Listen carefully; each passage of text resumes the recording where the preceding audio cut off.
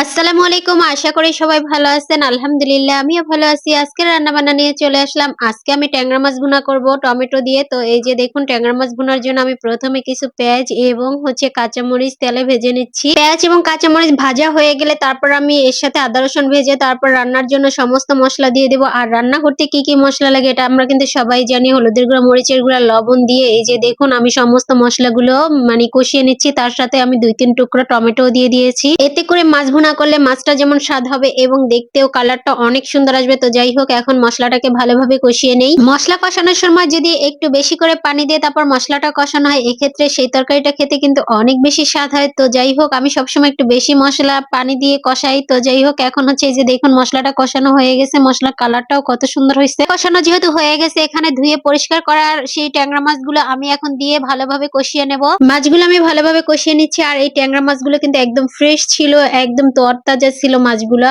তো যাই হোক এখন তাজা মাছ আমি এই যে দেখুন ভালোভাবে মশলার সাথে কষিয়ে নিচ্ছি। আমি যেহেতু ট্যাংরা মাছ দিয়ে টমেটো দিয়ে রান্না করব তো সেই জন্য আমি প্রথমে মাছগুলো একটু কষিয়ে নিয়ে তারপর এই যে দেখুন আমি টমেটো স্লাইস গুলো দিয়ে দিয়েছি। আর টমেটো গুলোকে এখন আমি মাছের সাথে ভালোভাবে কষিয়ে নেব। আর এখনকার টমেটো গুলো কিন্তু একদম সফট না, একটু শক্ত শক্ত, এই জন্য আমি মাছের সাথে কষিয়ে নিচ্ছি। এই টমেটো গুলো দেখা যায় সিদ্ধ হতে একটু বেশি সময় লাগে, সেজন্যই আগে আমি দিয়ে দিয়েছি যাতে করে ভালোভাবে প্রপারলি সিদ্ধ হয়ে যায়, যাতে করে ঝোল অল্প দিলেও মনে করেন রান্নাটা এই টমেটো গুলো একদম পারফেক্ট থাকে, যেন শক্ত না থাকে।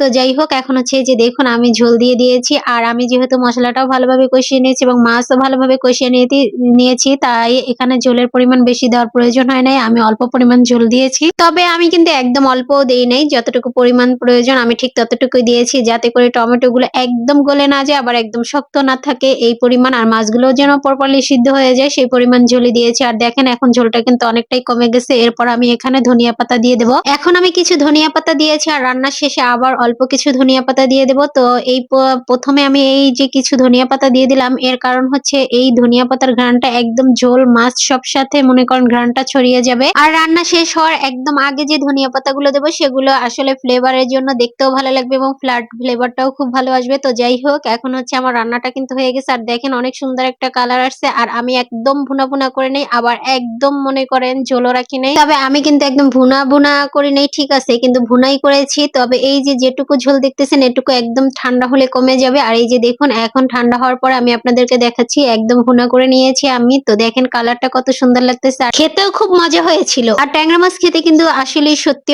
অনেক স্বাদের হয়। আর সবসময় এই মাছটা খেতে কিন্তু খুবই খুবই ভালো লাগে। তো যাই হোক শীতের সময় আরো বেশি ভালো লাগে। তো সবাই ভালো থাকবেন। আজকে আমি এই রান্নাগুলোই করেছি আর এটাই আপনাদের সাথে শেয়ার করলাম। সবাই ভালো থাকবেন, সুস্থ থাকবেন, সবাই অনেক অনেক বেশি ভালো থাকবেন। আল্লাহ হাফেজ।